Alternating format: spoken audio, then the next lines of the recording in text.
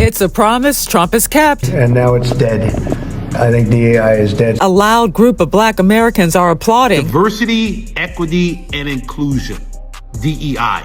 I hate it. Some even testifying before Congress. Contemporary DEI is not an extension of the civil rights movement. The man you just saw has been called a white supremacist. So I decided to track him down to confront him to get his take on what the Trump administration is doing with diversity, equity, and inclusion. And I learned something else. I heard from him why he turned his back on DEI. You're about to enter Angela Gets Answers, a dimension where voices you rarely hear from finally speak their stories, their opinions, their experiences, unfiltered, uncomfortable, and unforgettable. I am a Black man who wants to empower Black people and sees DEI as inherently disempowering. Welcome to Angela Gets Answers. And Dr. Erec Smith has gone from diversity chief to DEI critic. He's been in rooms that you and I have not been in. This is his experience, not every experience, just what happened to him. Now, he walked me through how he went from a DEI chief to an outspoken critic. And what are the final straws for him? A confrontation with colleagues over standard English being taught to students at first-year writing courses. He says scholars push the idea that Black students should be allowed to write in home dialects, the language they use in everyday life, instead of standard English. The argument was that teaching standard English apparently is racist and oppressive, and that is where this interview picks up. You know, I've been called a white supremacist by white people. You know, it's amazing, and I've been dealing with this for a while. What is the one thing from where you said that really got in under people's skin that would lead somebody to call you a white supremacist as a Black man? I said that it's a good tool, speaking or writing rather, proper English, right, is a good tool to have for everybody, including Black students. And I have some colleagues in my field who think teaching standard English to Black students is a form of oppression. Remember the broadening of that term? You know, now it's teaching what's deemed proper English to students of color, particularly Black people. So I said, that's probably not beneficial to those students. It's nice to have that in your back pocket, right? If you got to write that memo to your boss, you know, you might want to have a grasp of standard English. And that was over the line. And you got heat for that? Lots of heat. Until you told me the story, a lot of people don't even believe it's happening. But you say it is. Oh, I have the emails. It's happening. Okay. Mm-hmm. That's crazy. You have the emails. That's it. Yeah, I have video of people saying it. That's surprising to me. And probably to some other people as well. And none of them are Black. You know, I wanted to ask you that, but I didn't. So why do you think that is? Why do you think this isn't coming? Why do you think that the people involved with this in this situation are not Black? It's again doing the right thing. You know, expiating guilt. You know, things like that. You know, some people are in this because they have good hearts and but are misguided. Other people are in this for control. You know. And they see this as a great tool to get that control. But, you know, it's not uncommon for a white person to judge me for not being properly Black because I think they should learn standard English. Right? That's not an uncommon thing. What happens when you tell a Black student that they don't need to learn standard English, or do you think it's problematic when they change certain standards? The video I talked about earlier, a professor is complaining that his Black students want to learn standard English, and he's like, well, you know, I try to tell them, but they just don't get it.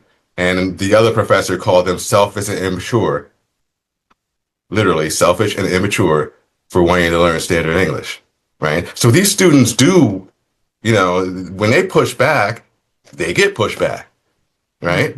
So it's not just people like me criticizing that are getting attacked. The black students who want to learn standard English are seen as less than, and they're immature. They're not there yet. But the president here didn't stop in education. He took it further. He took it to healthcare. His administration, for example, canceled hundreds of NIH grants that could fund research focused on diseases that hit African American Black communities hardest, like breast cancer and strokes, and even Black maternal mortality crisis that's impacting so many mothers. Now, the Supreme Court backed him up by wiping out nearly $800 million in funding. So I asked Erec about this.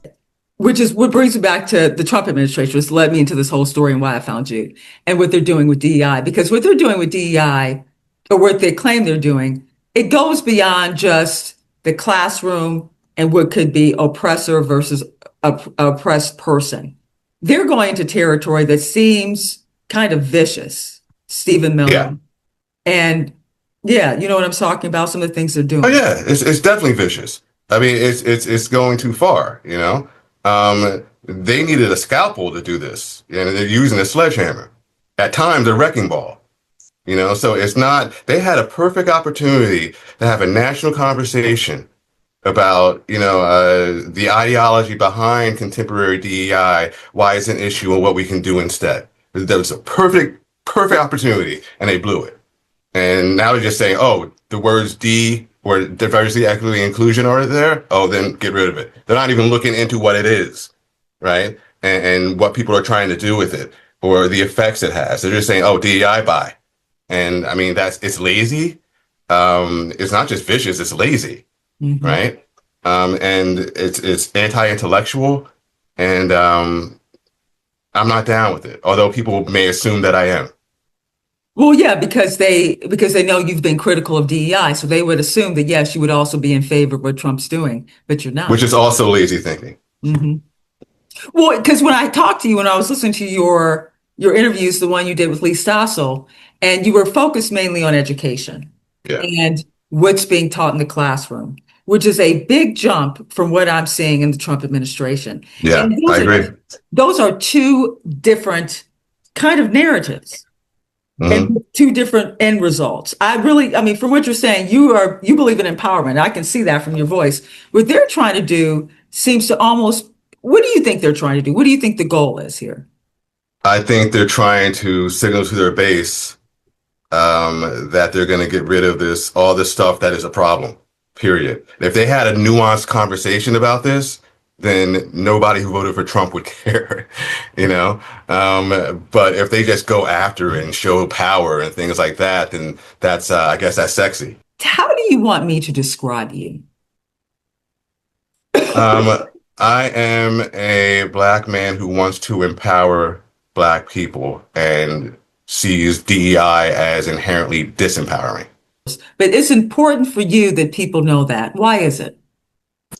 So that they're not seeing me as somebody who has been duped or that is self-hating or something like that, or is doing this for money or whatever they say, right? I want them to know that I'm doing this to help, right? I'm doing this because I want to see something better for Black people. And you've also been in this space in terms of you're an expert. You've walked the walk. You have the emails. You see what's happening. You have insight that someone like myself and a lot of people, hopefully people will see this. You don't have that. We don't have that insight. We don't know about these emails and people saying don't teach kids this. That is completely foreign. I thought these stories were made up. No, they're not. They're not. Not my stories. Are they widespread, or are these isolated cases, some of them, how shall I maybe ask you this? Is the thinking behind it widespread? Yes. In academia anyway. Corporate America, you gotta ask somebody else. That's right. But academia, yes. So let's bring it back to education at this point. And if you think DEI cuts just hurt urban areas, you're completely wrong. This latest warning now is coming out of Montgomery County, North Carolina, a rural community. One district already struggling to keep teachers just lost a $21 million teacher training grant.